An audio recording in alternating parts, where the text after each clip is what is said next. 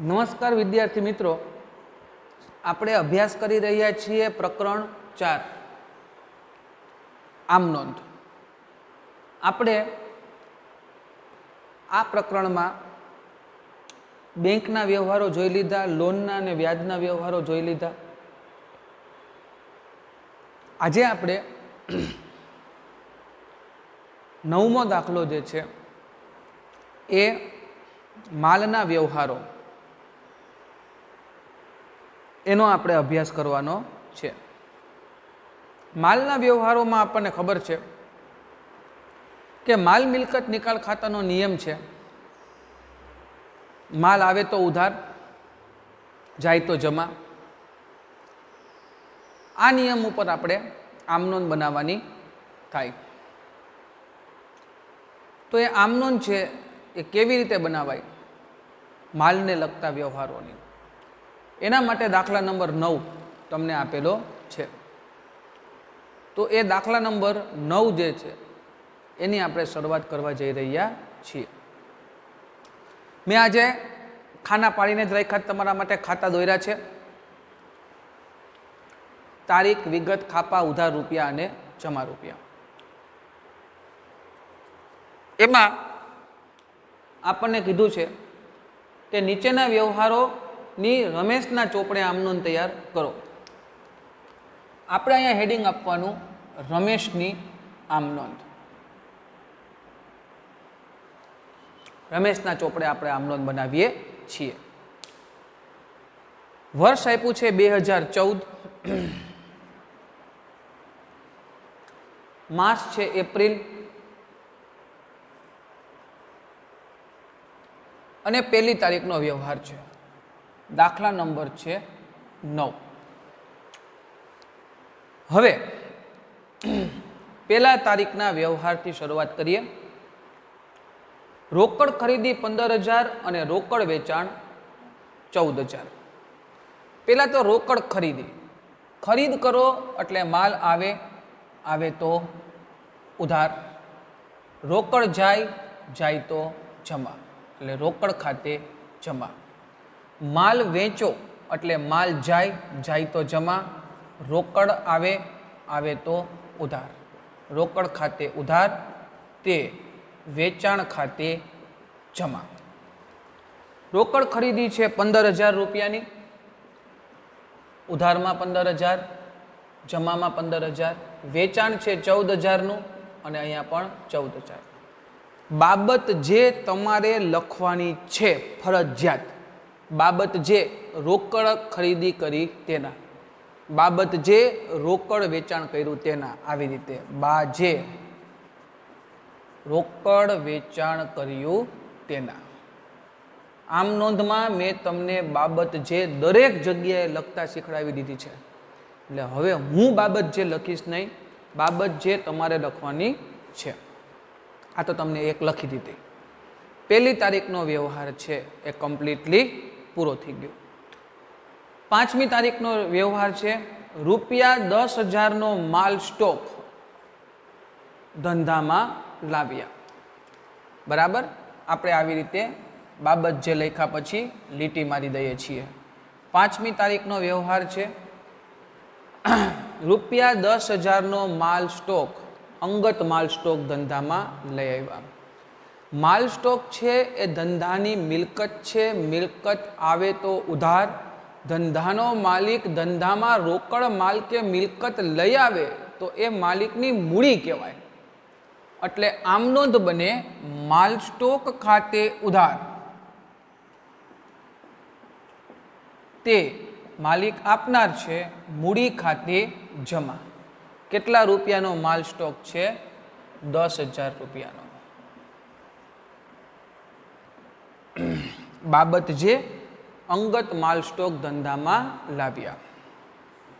બાબત જે લખવાની છે ફરજિયાત દરેક દાખલામાં, બાકી માર્ક્સ કપાશે, યાદ રાખજો. ત્યાર પછી હર્ષ પાસેથી ખરીદેલ માલ પૈકી અડધા ભાગનો માલ ખામીવાળો હોય એને આપણે પરત કર્યો.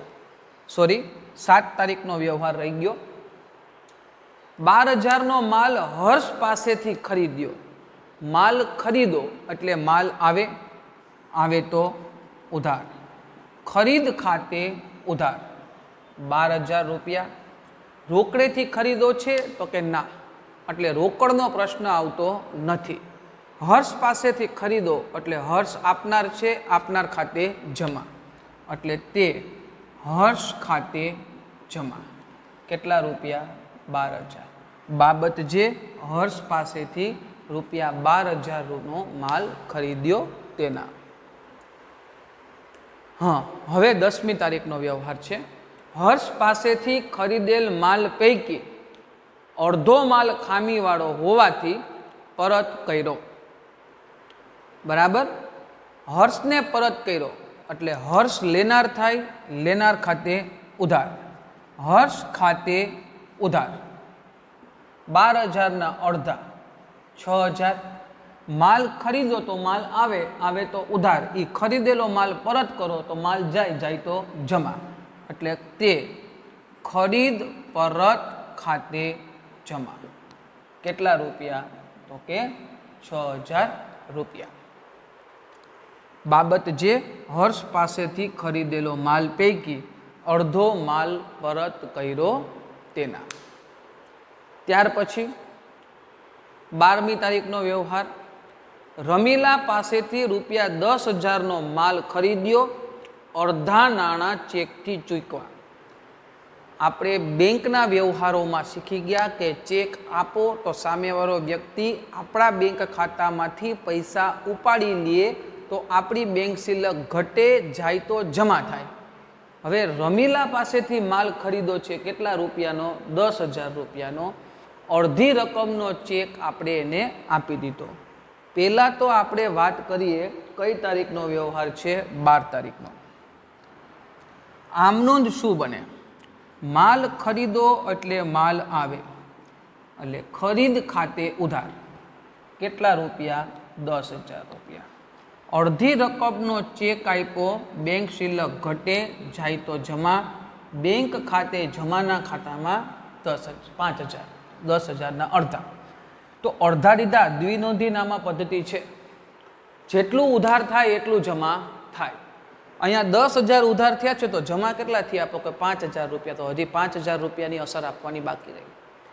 તમે રમીલા પાસેથી 10,000નો માલ ખરીદો ને 5,000 રૂપિયા આપી દીધા તો હજી 5,000 રૂપિયા રમીલા તમારી પાસે માગે. 5,000 રૂપિયા. બીજી રીતે વિચારો તો રમીલા આપનાર થાય, આપનાર ખાતે જમા. અને બહુ પ્રેક્ટિકલી વિચારો તો રમીલા તમારી પાસે 5,000 રૂપિયા માગે એટલે રમીલા છે એ તમારા ધંધાનો લેણદાર થાય. લેણદાર છે એ ધંધાનું દેવું છે.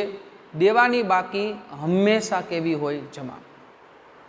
હવે માની લો કે અહીંયા તમારું આ પેજ પૂરું થઈ ગયું તો આ પેજનો સરવાળો અહીંયા કરી અહીંયા લખવાનું, સરવાળો આગળ લઈ ગયા. સામેના પેજે લખવાનું, સરવાળો આગળ લાવ્યા. બરાબર? અને પછી બધાનો એકી સાથે સરવાળો કરવાનો થાય. બરાબર? ચેક કરી લઈએ. જો તમારે એ મેથડ ફરીથી એકવાર શીખવી હોય તો શીખડાવી દઉં. 15 ને 14 29 ને 10 39 ને 10 49 ને 2 51 ને 6 57 ને 10 67,000 રૂપિયા.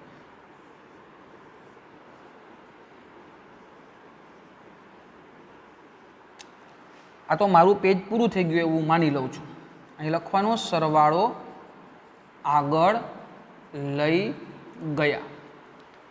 પાછો એકવાર સરવાળો ચેક કરી લઈએ. 10 ને 6 16 ને 12 28 ને 10 38 38 ને 10 48 ને 4 52 52 ને 10 62 ને 5 67,000.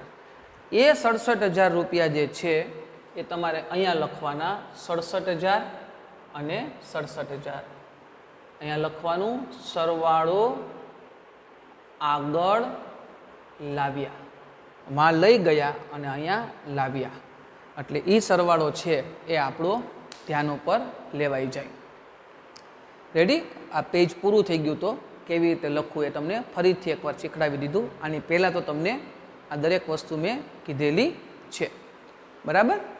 ચાલો, ત્યાર પછીનો, રમીલા પાસેથી ખરીદેલો માલ 30% નફો ચડાવી 10% વેપારી વટાવે મિતાને વેચ્યો. 20% નફો ચડાવ્યો. વર્કિંગ નોટ છે હું તમને કરી દઉં છું.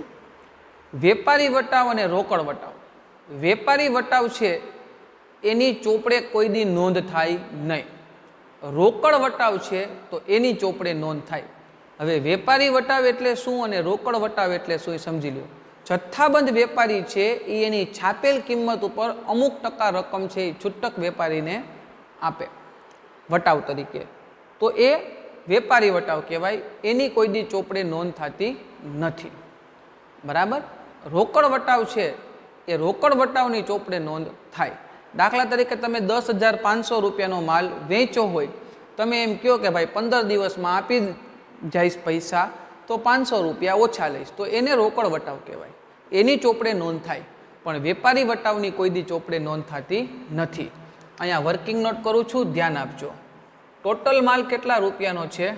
10,000નો. એને શું કીધું હતું આપણને કે રમીલા પાસેથી જે માલ ખરીદો છે 10,000 રૂપિયાનો, એની ઉપર 30% નફો ચડાવ્યો. બરાબર છે. 30% આપણે એની ઉપર નફો ચડાવ્યો છે અને એને વેપારી વટાવે આપણે વેચ્યો છે. 10% વેપારી વટાવે. બરાબર. તો 10,000ના પહેલાં તો આપણે પ્લસ 30% નફો કરવો પડે. એટલે કેલ્ક્યુલેટર ઉપર 10,000 ગુણ્યા 30 અને ટકાનું બટન દબાવશો એટલે 3,000 રૂપિયા આવશે. એટલે ટોટલ કેટલા થયા? 13,000 રૂપિયા. સમજાય છે? 10,000નો માલ હતો, એના ઉપર 30% નફો ચડાવવો છે. એટલે 10,000 ગુણ્યા 30 અને ટકાનું બટન દબાવો એટલે 3,000 રૂપિયા આવશે. એટલે કાયદેસર માલ કેટલા રૂપિયાનો? 13,000 રૂપિયાનો. પણ 10% વેપારી વટાવ આપવો છે. એટલે પાછું તમે 13,000 ગુણ્યા 10 અને ટકાનું બટન દબાવશો એટલે 1,300 રૂપિયા આવશે. એટલે 13,000માંથી 1,300 રૂપિયા બાદ કરશો એટલે 11,700 રૂપિયાનો માલ તમે મિતાને વેચો હોય. આ વર્કિંગ નોટ ખાસ આપણને આવડવી જોઈએ. 10,000નો માલ હતો, એના ઉપર 30% નફો જોઈએ છે એટલે 10,000 ગુણ્યા 30 અને ટકાનું બટન દબાવો એટલે 3,000 રૂપિયા નફો આવે. એટલે ટોટલ 10 ને 3 13,000 રૂપિયા થયા. એના ઉપર 10% લેખે વેપારી વટાવ આપણે આપવો છે.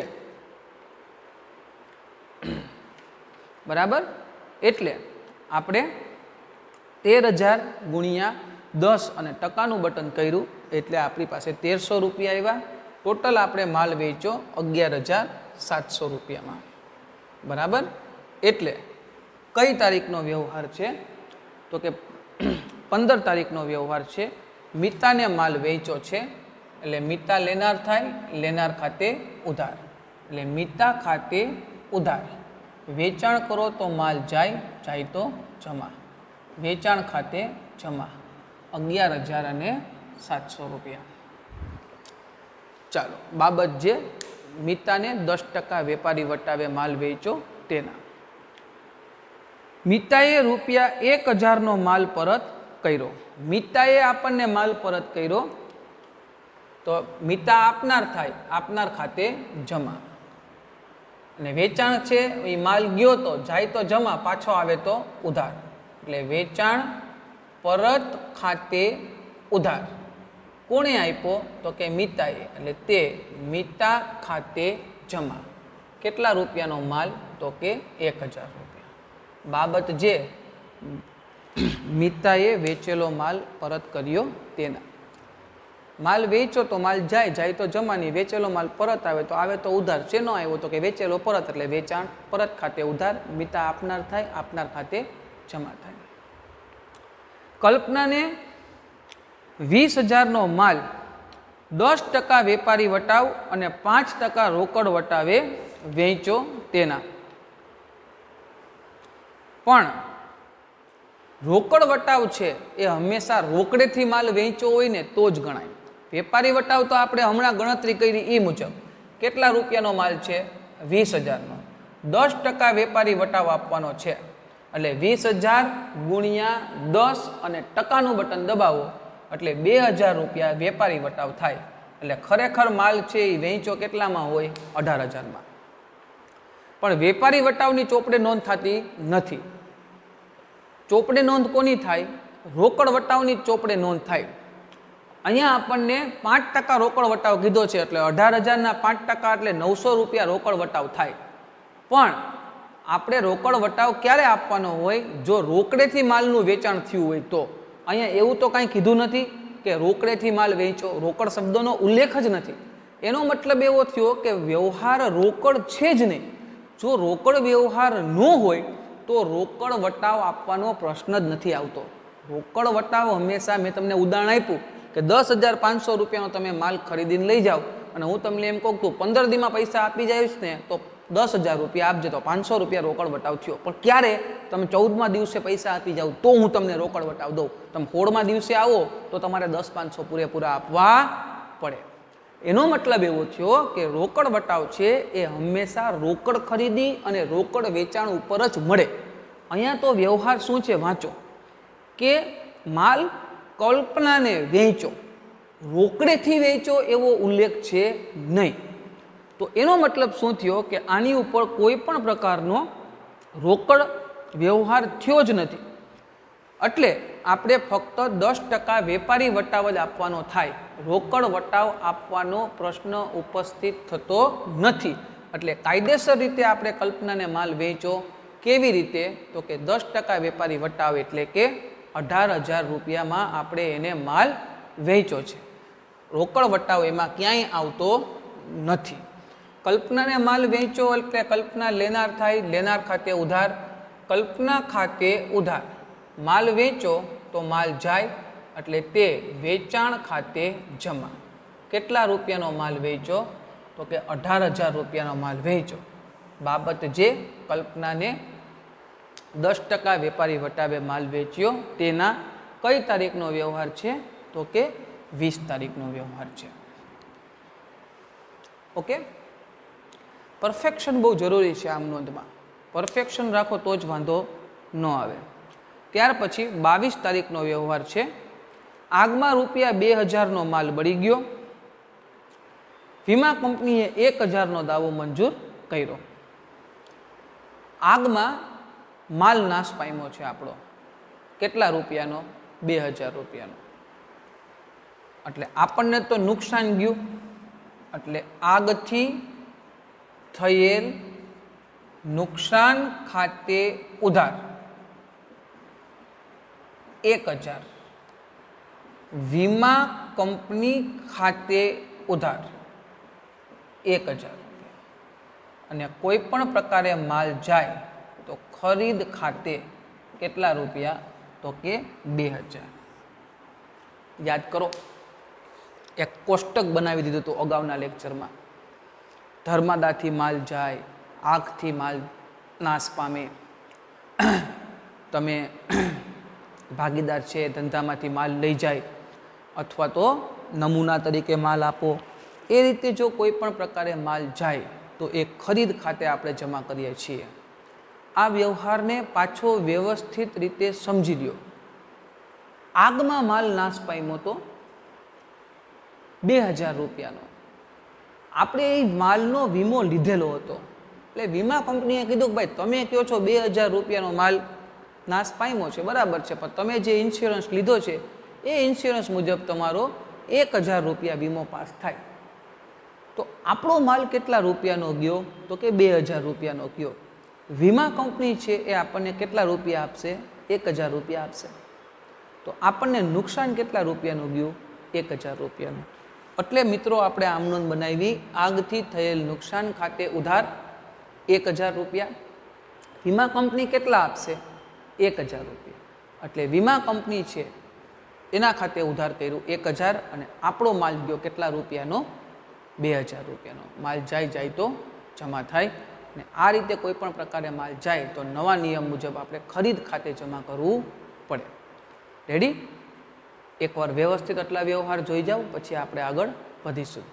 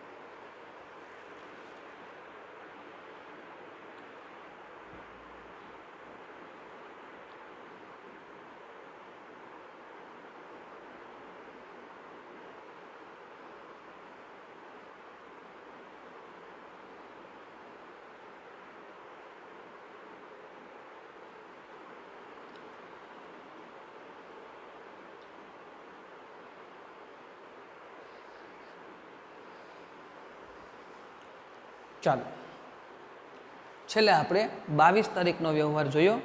હવે 25 તારીખનો વ્યવહાર આપણે જોવાનો છે. 25 તારીખના વ્યવહારમાં શું કહે છે એ આપણે વ્યવસ્થિત જોઈએ. તો કે ₹500નો માલ વરસાદમાં પલળી ગયો, જે વેચતા ₹200 ઉપજ્યા. હવે વરસાદમાં માલ પલળી ગયો, એ માલ જે પલળી ગયો એના આપણને ₹200 મળ્યા.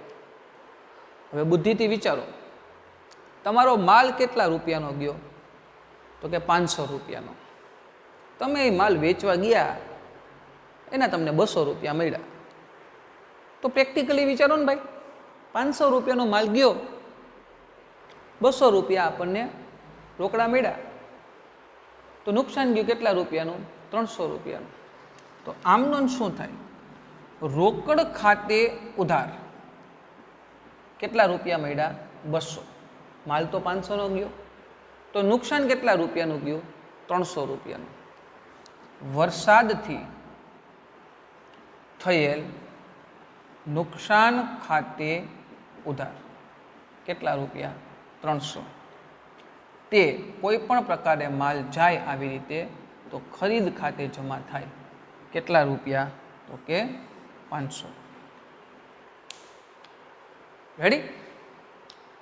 ત્યાર પછીનો વ્યવહાર, ₹300નો માલ મફત નમૂના તરીકે વેચો. મફત નમૂના તરીકે વેચો તો એ બિન આર્થિક વ્યવહાર થાય.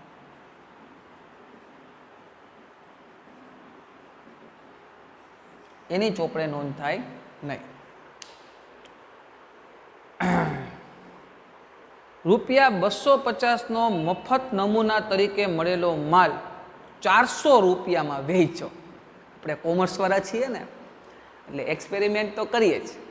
મફત નમૂનામાં માલ વેચો તો એની કંઈ વ્યવહાર નોંધ ન થાય, કારણ કે એ બિન આર્થિક વ્યવહાર છે, એટલે એની ચોપડે નોંધ કરવાનો પ્રશ્ન આવતો નથી. પણ આપણને ₹250નો માલ મફત મળ્યો હતો અને એ આપણે ₹400 લેખે વેચી નાખ્યો.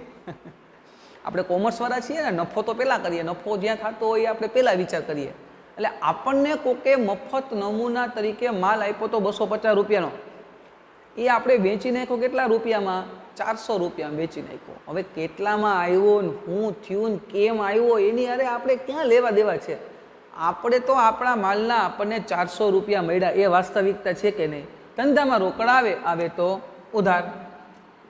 રોકડ ખાતે ઉધાર કેટલા રૂપિયાની રોકડ આવી? ₹400.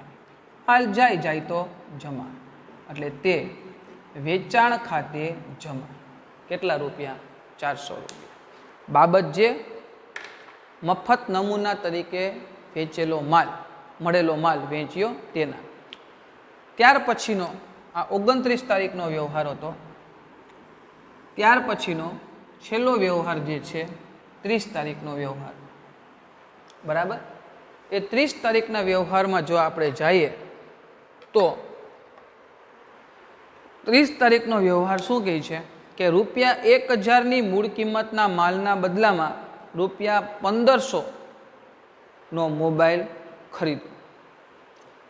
₹1000નો માલ આપણે આપ્યો તો, એની સામે ₹1500નો મોબાઈલ ખરીદો. મોબાઈલ છે એ મિલકત છે, મિલકત આવે તો ઉધાર. ₹1000ની મિલકત ખરીદી. 30 તારીખનો વ્યવહાર, મોબાઈલ છે એ મોબાઈલ ખાતે ઉધાર કેટલા રૂપિયા? 1000.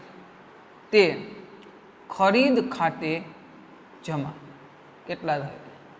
1000. બરાબર? આ 30 તારીખનો વ્યવહાર આપણો કમ્પ્લીટલી પૂરો થઈ ગયો. હવે જે ઓલો સરવાળોમાં આપણે આગળ ખેંચ્યો છે, એ સરવાળો અને આ જે નવે વ્યવહાર થયા એ બધાયના સરવાળા નીચે કરી અને આપણે લખવાનું થાય. લીટી અહીંયા કરી અને લખવાનું કુલ સરવાળો જે આવે એ સરવાળો આપણે લખવાનો થાય, અને પછી આપણો દાખલો છે એ કમ્પ્લીટલી પૂરો થાય. રેડી? એકવાર જોઈ જાઓ, પછી આગળ વધીએ.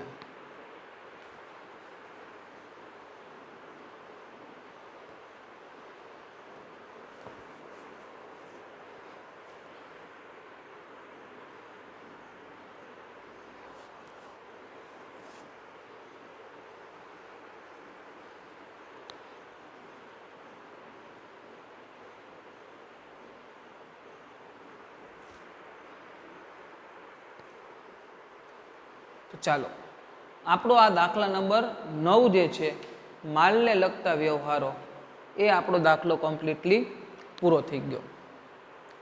10મો અને 11મો દાખલો જે છે બરાબર, એ 10મો અને 11મો દાખલો છે એ મિલકતનો છે, 11મો દાખલો ઉપજ ખર્ચનો છે અને 12મો દાખલો છે એ વેપારી વટાવનો છે, રોકડ વટાવનો છે અને ઘાલખાધનો છે. અને પછી જે દાખલા શરૂ થાય છે 13મા દાખલાથી, એ 13મો અને 14મો દાખલો જે છે એ આપણને 15મા દાખલામાં 16મા દાખલામાં બધાયમાં આપણને મિક્સ વ્યવહારો આપણને આપ્યા છે. 17 દાખલા સુધી, 13 થી 17 દાખલા સુધી આપણને મિક્સ વ્યવહારો છે એ આપેલા છે.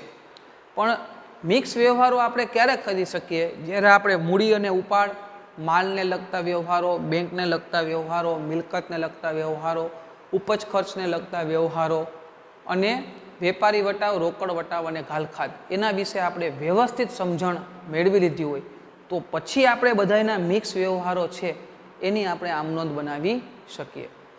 તો બાળકો, આ જે આપણે ટોપિક વાઇઝ દાખલાઓ ગણીએ છીએ એ દાખલાઓ છે એનો તમે વ્યવસ્થિત રીતે અભ્યાસ કરજો અને આ દાખલાઓ એકદમ પરફેક્શન સાથે લખજો. અને જ્યારે તમે દાખલા લખો ત્યારે પણ પાઠ્યપુસ્તક છે એ તમે તમારી સાથે રાખજો અને એની આમનોંધ પહેલાં તમે તમારા મગજમાં બનાવજો અને પછી મેં ગણાવી છે એ જોજો અને તમે ક્યાં ભૂલ કરો છો એ પણ જોજો, જેથી કરીને આમનોંધ પ્રકરણ છે એ આપણું વ્યવસ્થિત રીતે કમ્પ્લીટ થઈ જાય. એ આમનોંધ આપણને આવડી જશે ને બાળકો, તો પછી એકાઉન્ટ આપણા માટે બહુ સહેલું થઈ જશે. કારણ કે આમનોંધ છે એ આપણે શરૂઆતની થિયરીમાં જોઈ ગયા કે એકાઉન્ટન્સીનો પાયો છે. આમનોંધ આવડી જશે તો આગળ દાખલાઓ ગણવામાં સહેલું પડશે. તો આજનો લેક્ચર છે દાખલામાં વ્યવહારો ઘણા બધા હતા, એટલે આજનો દાખલો આપણે અહીંયા પૂરો કર્યો. આપણો લેક્ચર પણ આપણે અહીંયા કમ્પ્લીટ કરીએ છીએ. હવે મળીશું નેક્સ્ટ લેક્ચરમાં નવા દાખલા સાથે. ત્યાં સુધી આવજો.